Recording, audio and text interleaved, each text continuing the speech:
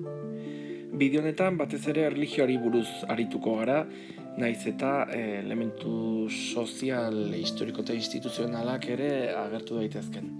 Helburua da, 8. konpetentziarekin lotuta, elementu horiek, batez ere erlijiosoak eta horrekin batera instituzionalak edo erakundekoak deskribatzea. Diapositiba honetan azaltzen dena beste bideo batean azalduta dago eta azken finean gizarte estamentalari buruz ari da. Ezkerraldean Europakoari buruz, Erdi Aroko oinorde dena eta eskubikoa Amerikan zeuden zibilizazioen egitura sozialari edo gizarte egiturari buruzkoa. Eta estamentuei buruz ari garenez, esan barra dago kleroa goi estamentuko parte zela. Eta kleroan goi kleroa, goi hierarkia kasu honetan, luxuz inguratuta bizi zela. Horregatik diamante txori, benetan bizitza lujosoa zeukatelako. Horri gehitu behar zaio, formakuntza eskasa zala, eta elizako karguak askotan erosi egiten ziala. Orduan, bokaziorik ez zegoen. Bokaziorik gabe, pixkat korruptoa edo ustelkeriaz betetako erakunde bat zen eliza. Elizaz ari garenean desberdindu behar da eliza minuskulaz, eraikina dela, kanpandorrearekin, eta eliza maiuskulaz izango litzateke instituzioa, erakundea, hau da, pertsona taldea non horrere badagoen goi ikaldean aita santua, gero daude kardinalak, apezpikuak, hartzapezpikuak, zainak, eta gero behe kleroa. Gehiengoa dena, monasterioetan bizi direnak, edo eliza txikiagoetan, eta botere askorik ez daukatenak. Orduan, guztiek osatzen dute eliza deitzen den erakundea. Eliza erakunde hori, benetan gaizki zebilen eta giro kritikoa sortu zen, bereganako. Horri gehitu behar zaio, superstizio asko zeudela garaietan, sinesmen tontoak zituzten, pentsatu hori,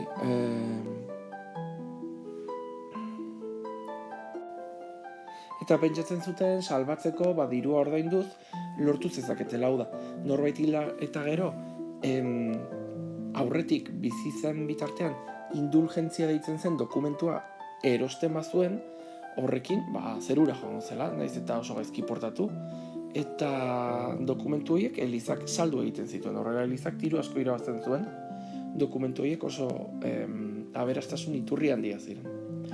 1815 aita santu horrek, diru askorekin, erabaki zuen Done Petri Basilika, Vatikanon dagoen basilika handi hori egitea. Eta horrekin jendeak ikusi zuen, benetan diru kontuak Vatikanoan, elizan, oso ustelkeri handikoak zirela. Horregatik, Luther deitzen zen fraile aleman batek idatzi zuen 95 tesiak deitzen zen liburuxka. Hori idatzi zuen kritikatzeko eliza eta elizak zer egin zuen. Eskumikatu, exkomulgar. Horrek esan nahi du, eliza instituziotik bota. Beraz, ofizialki, ez da izango apaiza. Baina bera jarraitu zuen bere horretan, eta jarraitzaile asko izan zituen. Zertan oinarritzen da berak dioena? Onoko puntu horietan. Salbatzeko fedea izan behar da. Orduan, berdin diozuk ze egintza egitezun bizitzan zer, baizik eta garrantzitsuena da fedea izatea. Nik sinisten dut, punto, jazta. Zerura noa. Bigarren puntua, otoitza zuzenen likezu jangoikokin. Zu oean zaude, errezatu likezu, lasai jangoikokin, ez daukazu zertan apaizan gana joan behar. Orduan, bekatu bat duzunean ere ez daukazu konfesionariora joan behar, agian zuzenean kontaktuan jangoikoari esaten diozu egin duzun bekatua. Hirugarren, aita santua boteretsuegia da, beraz bere aginte hori ez dut ondo ikusten. Eta gero, Biblia irakurtzeko ez dut inor behar, nik nire bakardadean Biblia irakur dezaket, inork ez dit zertan esan behar, zer edo nola interpretatu hori. Gero, 7 sakramentu katoliko horietatik 2rekin bakarrik geratzen da, bataioa eta eukaristia. Beste 5, agur. Eta gero, Ama Virgina eta santuen gurtza, edo adorazion, a la Virgen, santos, adorazio edo gurtza hori, ez da beharrezkoa. Gero, zelibatoa, hau da, sexu harremanak ez izate hori, ez da nahitazkoa. Hau da, apaiza batek ezkondu nahi badu, ezkondu daiteke. Bueno, horrek sekulako harridura sortu zuen Eliza Katolikoan, baina aldi beren jende askok oso ondo ikusi zituen aldaketa hauek, eta jarraitzei asko izan zituen Luterok. Luteroz aparte beste 2 korronte ere sortzen dira. Kalvinismoa, Suitzan, Kalvinek esaten zuen gizakia predestinatua dagoela. Hau da, hil aurretik ja badaki destinoak edo zer izango den zure arimarentzat. Eta zentsura zorrotza ezarri zuten. Eta gero, Frantzian eta Inglaterra eta Eskozian, pertsona hauei kalvinistei deitu zitzaien iganot, gazteleraz hugonote, eta puritano. Gero, Estatu Batuak sortzerakoan, korronte hauetako jende asko ekialdeko kostan ezarriko da. Bueno, eta anglikanismoa ez dator Elizatik, ikusten duzuen bezala, Kalvinen ondan gurutze badago, apaiza zelako, teologoa, Lutero ere bai, baina Enrique VIII errege bat zen, eta honen asuntoa Inglaterran desberdina da. Berak dibortziatu egin nahi zuen, eta dibortzioa ezin zenez Eliza Katolikoan aurrera eraman, erabaki zuen erlijio berri bat sortzea, anglikanismoa. Orduan dokumentu bat idazten du, edo agintzen du idaztea, 34an, nagusitasun agiria deitzen dena, eta horrekin berak, Eliza anglikano berri horren buru geratuko da, aita santu bat izango balitz bezala. Bueno, honekin anglikanoak beste erlijioekin oso harreman txarra izango dute orokorren guztien artean. Eta mapa horrela geratuko da. Gorriz, Enrikek sortzen duen anglikanismo hori Ingalaterran eta Galesen, morez, Alemania eta iparraldeko lurraldetan luteranismoa, eta erdialdean eta herbeheretan baita Eskozian ere kalvinismoa. Kalvinismoa ere puntu urdin asko ikusten dira hor Frantzian, hiri batzutan ere edatu zen, baina Frantzian hala ere katolikoak nagusitu egin ziren. Hori argiz, Europako gainotzeko lurretan katolikoak Portugalen, Espainian, Italiako lurralde horietan, Belgikan, Hungarian, Polonian eta bar. Baina hala ere puntotxo txiki horiek adierazten dute kolorearen arabera, beste erlijio batzuk ere hiri horietan nagusitzen direla. Adibidez Espainian berdez ikusten diren horiek, Zaragoza, Valentzia, Granada, esan nahi du Espainia orokorrean katolikoa izan arren, berde hori musulmanak direnak asko egongo direla, indar handia izango dutela. Horren aurrean zer egingo du Eliza Katolikoak? Lasai geratu? Ez. Erreformaren aurrean kontrareforma deitzen den mugimendua sortzen du. Hau da, modernizatu nahi zuten horien kontra doaz. Beraz, kontrareforma da jatorriko katoliko horiek dakarten mugimendua. Eta mugimendu hori da kontserbadorea, tradizionala, aurrekoarekin jarraitzea. Beraz, Trenton, Italian, bildu ziren, hori da Trentoko kontzilioa, eta bilera horietan, apaiza mordo batek, erabaki zuen aurrekorak bueltatzea. 7 sakramentua jarraitu behar zuten, aita santua jarraitu behar du, Ama Virgina eta santuen gurtza ados, salvaziorako egintz ez da fedea nahikoa, egintzak ere behar dira. Seminarioak sortzen dira, hori nobedade bat izango da, apaiza karrera egiteko seminarioetan egiten dute, eta hortaz aparte eskola asko sortzen dira, doktrina kristaua edo katolikoa edatzeko. Bueno, erlijio ordenei ere eragin zien, aprobetxatu zuten erlijio ordenak eskean eta dirurik gabe ibiltzen zirela jatorrian, Beraz, hoiek nolabait ospe ona emango diote katolizismoari. Austeritatea hor, arroxez jarri dut, esan nahi du, dirurik gabe edo diru gutxirekin bizitzea, austeritatera bueltatzen dira, eta Santa Teresa de Jesusek zelako pertsonek eman zioten 2.0 bat ordena hauei. Orden berriak ere sortu ziren. Loiolako Ignaziok, euskalduna, Jesusen lagundia sortu zuen, eta hauen helburuetako bat izango da misioak sortzea Amerikan. Eta ikastetxe asko gaur egun ere existitzen direnak. Dogma transmititzea esan nahi du beraien pentsakera edo ideia horiek transmititzea. Eta misio horietako askotan euskaldunak egon ziren noski, Jesusen lagundiko kide asko euskaldunak zirelako. Eta egiten zutena zen Amerikara joan, orain mapan ikusiko dugun eta burujabetasun osoz ibili ziren, indigenekin nahastu eta komunidadeak sortzen zituzten.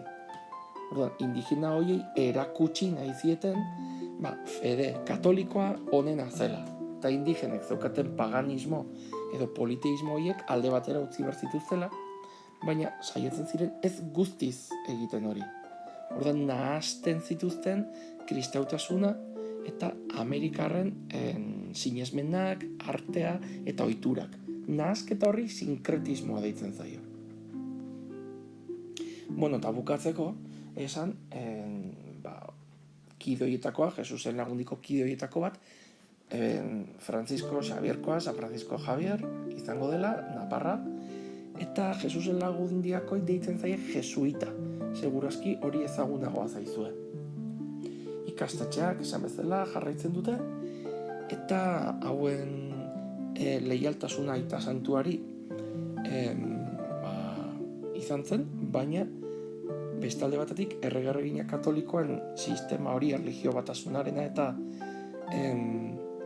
musulmanen kontra eta judutarren kontra egiten zituzten sarraski horien kontra zeuden. Beraz, monarkia autoritarioek ez zuten begionez ikusten Jesusen lagundia. Horregatik mesfidantza aurpegi horiek. Eta katolizismoarekin jarraituz, eta pixka bat aurrera joanez, 17. mendera, 18. Luis XIV katolizismoa sendotzea erabaki zuen. Orduan, Frantzian esan bezala hor zauden katolikoak, baina higanotak indarra hartzen, azkenean Luis XIV arduratu zen higanotoi botatzeaz, 300.000 bat higanota bota zituen, eta Frantzia katoliko bihurtu ez, bazegoelako, baina indartu zuen katolizismoa. Horrek kalte handia eragin zion herrialdeari, jende askok alde egin behar izan zuelako.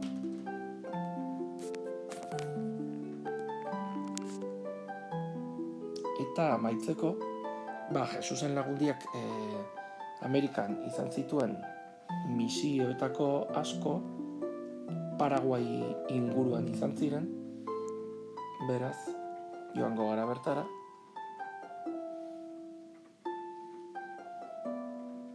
Justu, Hego Amerikako erdialdean dago, Paraguai, eta noizbait, joaten bazarete hemen hegoaldean,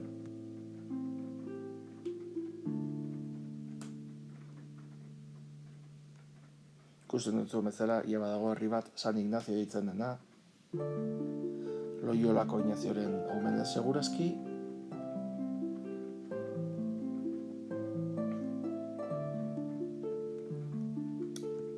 eremu hau misiones eitzen da, ikusten duzu,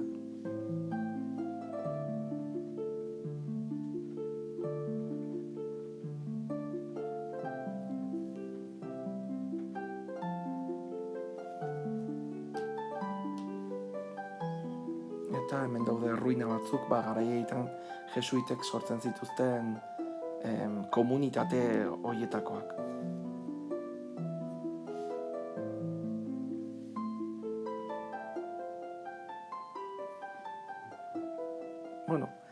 Behin hau ikusita, jakingo altzen duke esaten erlijioan zegertatu zen, zer dan erreforma eta kontraerreforma, zer egin zuen Luterok, baldakizu esaten Luteroz aparte ze protestante gehiago egon ziren, Ingalaterran, Frantzian, Suitzan, lortu zuten, arrakastarik izan zuten, gaur egun toki horietan guztietan katolikoa bakarri daude edo, eta Amerikan zer religio daukate gaur egun. Beraz, jesuiten misio horiek zerbaiterako balio izan zuten, bueno, espero dut honekin aro modernoko erlijioaren eta instituzio religioso horien inguruko gauzak ikasi